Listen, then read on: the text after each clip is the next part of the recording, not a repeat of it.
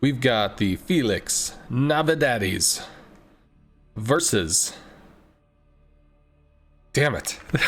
These names, man. 90th V. Like, that's actually a normal name. So it was like, what? I'm slipping my... Where's the novelty? So we've got if I know peds, Felix Navidaddies is an anime thing. Oh, maybe. So we've got the Ginyaz, the Suvorov, hanging out next to the Musashi, hanging out next to the Ohio, hanging next to the Alsace, bringing the same lineup as you had assumed. Bonk Bonk's got the Afterburner, Ohio with the Brawl, Musashi with the oversized fun cannon, and the Suvorov with the upgraded engine of I don't know. And what do we have on the other side? So looks like we got a Pommern, which has torpedoes and decent secondaries with 12 guns. We got who is more of a brawler. So we got also the Musashi, which is also a backline. So I think they copied Bonks in that regard, because Musashi does have fairly decent frontal armor if it is well angled. Georgia for the speed and for the secondaries as well to assist the Pommern.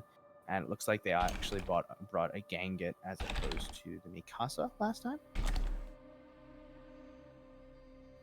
So yeah, they traded a tier 10 for a tier 9 for a tier 3. It looks like, because the Mikasa took way too much bow pens from the Alsace by Bong Bong last game. I think the Mikasa probably staged a revolt. It's like he got into a tier 3 versus tier 2 battle, was on the receiving end of it, and thought, next time I'll bring a tier 4, and when it's little guy versus little guy, I'm gonna win. So maybe, I don't know, but we have seen that the Gang Nut is a very tough nut to crack. Yes. Gang Gut. Oh, Gang Gut. Man, I totally thought there was another N in there, but Gang Nut, tough nut to crack. I mean, it almost kind of works, sorta. I'd call it the Gang Nut, to be honest. I think my my vision just sucks. Can do that. Oh, whatever. I'm included on a text message between me and my boss. Somebody decided to text us both when I don't care. So that's gonna be going off and distracting me for a little bit. But as we're moving forward, we've got the Musashi and the Ohio taking positions over at Delta, just kind of like what they did with the Alpha in the past map. And we got the Alsace going actually wide, so no sneaky DD maneuvers here. He's actually looking to kick in the Afterburner and see where he can go, although he's hiding on an island for the moment. I'm guessing that he's going to wait. Oh, yeah, he just popped his plane. He wants to... use some cool airplane tricks, see if he can see see if he can see anything before committing, while the Musashi and the Ohio are still waiting. Figure out if they're where the enemies are. Once they see something, I think he's going to feel a little better about whether he can commit or not. Looks like it is a 3-on-3 over here with the Ganget versus the Alsace on the other side. But the Ganget looks like he's leaving. He might actually go into the middle where the Knaza is. We will see. Secondary heavy battleships look like they're actually going to push the Musashi, who is in a very comfortable position between these two islands here. Secondary is already opening up on the Musashi. Opening salvo from Musashi does approximately good chunk of damage, approximately 10k through the nose. Yeah, had to giving him a slap. Then we got Aerialist chucking some torps in, also at Pac Manly. Ooh, takes about another 10k. Pommern pushing pretty hard. Georgia following, but using island cover, and actually it feels like he's slowing down. So the Georgia is chucking some HE at the Ohio, and Pac Manly in the open is getting secondaried as well as shot from the two different directions. Musashi of slow L and F moving up to support, but still going to be a little ways before he's able to get guns in on the Ohio. He's got another 20 seconds to clear maybe before he's able to do that. Bonk Bonk was taken in the Alsace, is moving toward the ACAP, knowing how heavily committed they are on the other side, with the Gang Net and the Suvorov destined to dance in the middle. Turns out that the gang that's actually running away though. Half HP. Already? I mean, two battleships focusing this one Pommern while the Georgia, I mean, kind of sits behind the island, not assisting his teammate. I mean, if you're gonna do a push like this, you probably have to go all in. I mean, this Georgia isn't even using his secondaries. Well, Pommern has taken quite a bit of damage, but the further he reverses, the less likely those secondaries are going to clear, and same thing with the Ohio shells. That's going to take it down to a Musashi v Pommern, and if the Musashi is going to stay focused in on the damage target, if the Georgia and the Musashi on the 90th V actually start to put themselves out on the chopping block, that's actually going to be a bit of a decision. Does Sergeant Hattie focus on who the Ohio is focusing, or does he split the fire? Could be a little bit of a strategy there as the Suvorov starts to shoot at the Gangnut.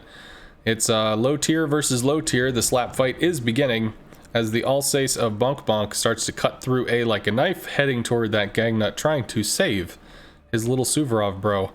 Pommern of Pac-Manly down to 11.7 and starting to move forward, staying safe from the Ohio, but at the moment it's still looking a little rough for the Pommern.